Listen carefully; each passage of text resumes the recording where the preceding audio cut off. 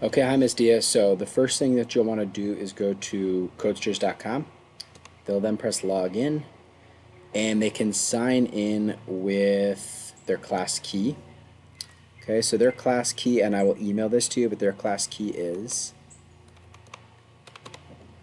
E423CD.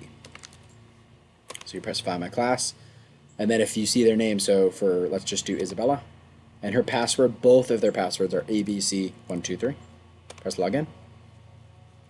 And voila. So they can start to do all these lessons.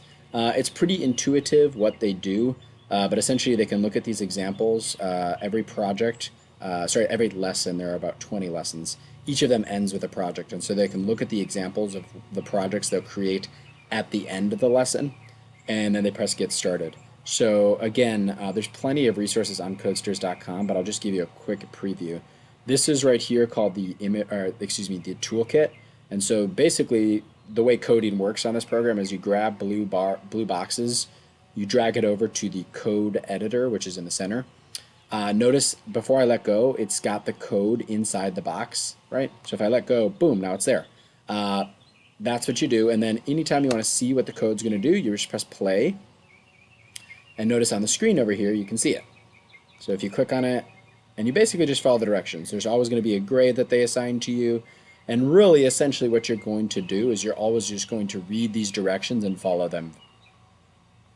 So you press play, then you'll press submit. This kind of sends it to the computer to grade.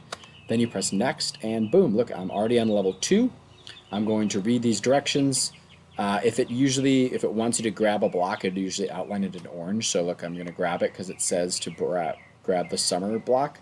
Then I press play, and I'll press submit, and I'll press next, and you kind of just go on from there. So like I said, there's about 20 lessons. If they finish 6th grade coding, I can send them into 7th and 8th.